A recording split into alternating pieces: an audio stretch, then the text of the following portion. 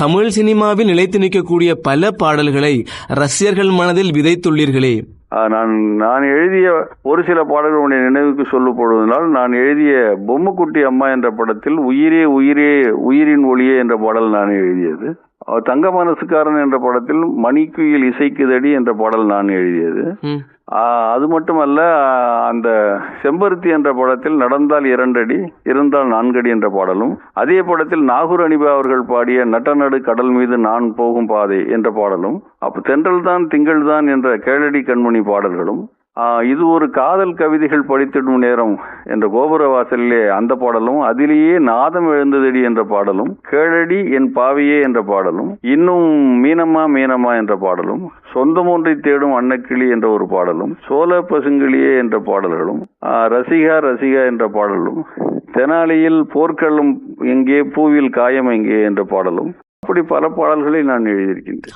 உங்களுக்கு சினிமாவில் பாடல் ஆசிரியர் என்ற அங்கீகாரம் தந்த பாடல் எதுவென்று கூறுங்களேன். பல பாடல்களை எழுதியிருந்தாலும் ஒரு சமூக அங்கீகாரம், எனக்கு தமிழக அரசனுடைய விருது நான் எழுதிய சோலை பசுங்கிளியே என்ற பாடலில் ராஜகிரண் படம் என் ராசாவின் மனதிலே அது ஒரு அங்கீகாரத்தை பெற்று தந்தது. அந்த வகையில் எனக்கு அந்த பாடல்களை எப்பொழுதும் அதில் நான் சில ஒப்பீடுகளை சொல்லியிருப்பேன். சங்கு நிற தாமரையை செங்கரையான் தின்னிடுமோ, மஞ்சமுக மல்லிகையை மங்கரையான் மாத்திடுமோ, கற்பூர கட்டி ஒன்று காத்துல போனதடி, செந்தூர வாழை ஒன்று சேத்தில் சாய்ந்ததடி என்று எழுதியிருப்பேன். அதுபோல் பந்தக்கால் நட்டபுள்ளம் மண்ணெடுத்து மூடலியே, வாங்கி வந்த மல்லிகைப்பூ வாசம் என்னும் புகழையே என்ற ஒரு வரிகளை எல்லாம் தொட்டு காட்டியிருப்பேன். அப்படி ஒரு இலக்கிய வரிகளை தொட்டோமோ என்ற ஒரு தங்கத்திலே தாலி பண்ணி தங்கத்துக்கு போட்டேனே, தங்கி அவள் வாழவில்லை தட்டுக்கட்டு போனேனே என்ற ஒரு அந்த சொல்லாற்றல் நானும் ஒரு கவிஞன் என்று அடையாளம் கட்டியதற்கு உதவுவதாக எப்பொழுதும் என்னுடைய நினைவில் எழும். ஆனால் சித்தர்கள் பாடலில் எனக்கு ஒரு தனி ஈடுபாடு உண்டு. அந்த வகையில் நான் எழுதிய நடந்தால் 2 அடி இருந்தால் 4 அடி படுத்தால் 6 அடி போதும் என்ற பாடலில், ஆணை கட்டி வாழ்ந்திருந்த அப்பன் சுப்பன் காணவில்லை, அன்று முதல் இன்று வரை அக்கிரமம் வாழவில்லை, வெட்ட வெட்ட வாழைதான் அது அள்ளித்தரும் வாழ்வைதான், வெட்டி போட்ட பொண்ணுதான் அதை கட்டி காத்த, வெட்டி போட்ட மண்ணுதான் அதை கட்டி காத்தா பொண்ணுதான் என்று எழுதிய வரிகளும், நாம் வாழும் வாழ்வே சில காலம்தான், ஊர் போற்ற வாழ்ந்தால் அது பூக்கோலம்தான் என்று எழுதிய வரிகள் எல்லாம் எதிர்காலத்தில் தமிழ் சினிமாவில் பிறைசூடன் என்ற ஒரு படைப்பாளி இருந்தான் என்ற அடையாளத்தை விட்டு செல்லும் என்ற ஒரு நம்பிக்கை இருக்கின்ற காரணத்தினால் எப்பொழுதும் என் நெஞ்சில் நிழலாடுகின்ற பாடல்கள் இவை. நிறைய பாடல்கள் நான் சந்திரனே சூரியனே நட்சத்திர நாயகனே என்ற பாடல்கள் அமரனில் அதுவும் நான் எழுதிய பாடல். அதிலே வசந்தமே அருகில் வா என்ற பாடல்களும் நான் எழுதிய பாடல் தான். சந்திரனே சூரியனுக்குள்ள அந்த பாடல்கள் கூட சில வரிகள், கண்ணிலே முள்ளு தச்சால் இமையை மூட முடியுமா, நெஞ்சிலே நெருப்பு வச்சா நீரும் அணைக்க முடியுமா, இருப்பதும் இறப்பதும் அந்த இயற்கையோட கையிலே, நான் இறந்த பின்னும் நிலைப்பது என் உயிர் எழுதும் கவியிலே என்று ஒரு வரிகள் எழுதியிருப்பேன். அதில் இன்னும் ஒரு வரி எனக்கு பிடித்த வரி.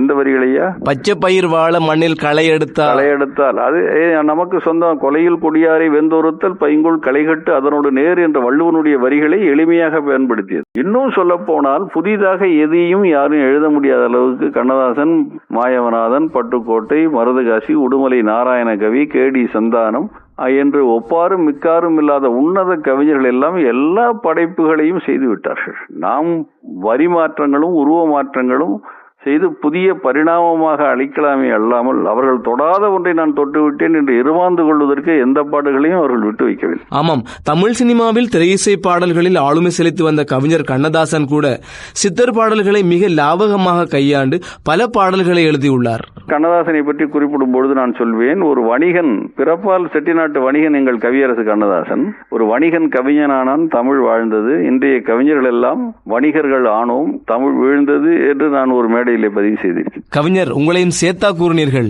ஆமா, நான் உள்பட என்று அந்த மேடையிலே பதிவு செய்து. ஒரு கவிஞனுக்கு விருதுகள் எந்த அளவுக்கு ஊக்கத்தை தருகிறது? கவிஞன் என்பவன் மனிதன். அவன் எந்த மனிதனும் தட்டி கொடுக்காமல் ஓட மாட்டான். விருதை நீங்கள் மடைமாற்றி படிப்பீர்கள், ஆனால் என்று கொடுக்கப்பட வேண்டும். அப்படி துருவி ஆழ்ந்து அவனுக்கு தகுதி உடையவன் அவனுக்கு அந்த விருதுகளை கொடுத்தால் அவன் மேற்கொண்டு அவன் பயணிப்பதற்கு அது ஏதுவாக இருக்கும்.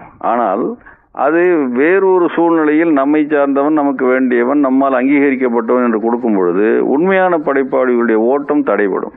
அப்படி உண்மையான படைப்பாளிகளுக்கு விருது அங்கீகாரம் தேவையில்லை என்றெல்லாம் நீங்கள் நினைத்தாலும் சொன்னாலும் கூட அதிகாரம் இல்லாமல் வாழலாம், அலங்காரம் இல்லாமல் வாழலாம். அங்கீகாரம் என்ற ஒன்று எந்த படைப்பாளிகளுக்கும் இருந்தால்தான் அவனுடைய பயணம் தொடர்வதற்கு அது ஒரு ஏதுவாக இருக்கும். அனுபவமும் ஆற்றலுமிக்க கவிஞரும் பாடலாசிரியருமாகிய பிறைசூடனின் பார்வையில் இன்று வரும் தமிழ் சினிமா பாடல்கள் பற்றிய மதிப்புரை எப்படி என்று கூற முடியுமா? நான் சற்று ஏறக்குறைய 30 ஆண்டுகளாக இந்த திரைத்துறையில் பல நூறு படங்களில் பல ஆயிரக்கணக்கான பாடல்களை எழுதியிருக்கிறேன்.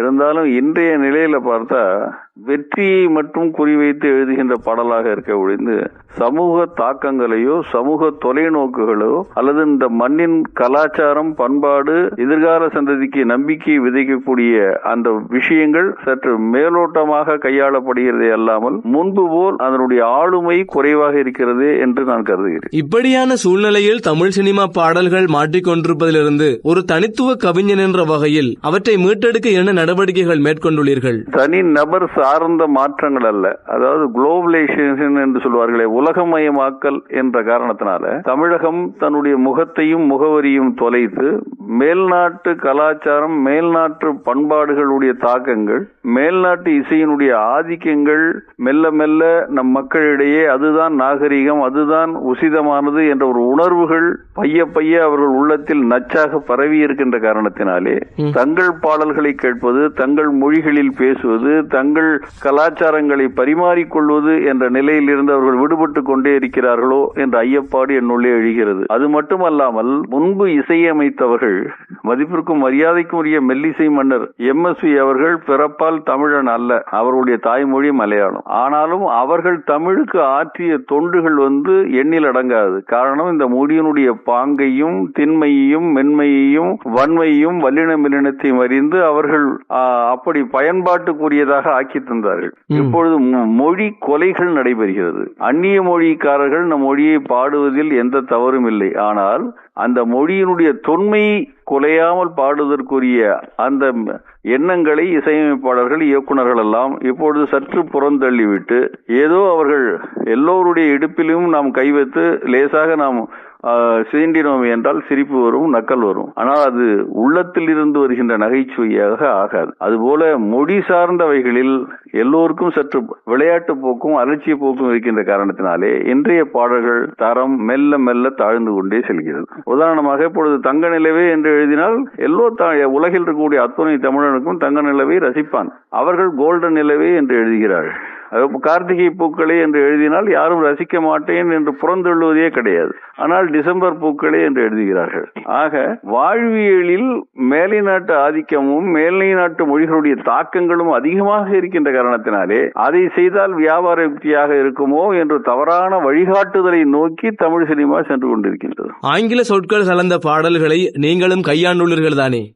நான் அதான் இப்பொழுதே சொன்னேன். ஒரு 10 விழுக்காடுகள் 20 விழுக்காடுகள் 30 விழுக்காடுகள் நான் தவறு செய்திருக்கலாம். முற்றிலுமாக நான் மேலை நாட்டு மொழியை உபயோகப்படுத்திருக்கேன் என்று இந்த உலகின் எந்த மொழியில் இருந்து யாரும் என்னை குற்றஞ்சாட்ட முடியவே முடியாது.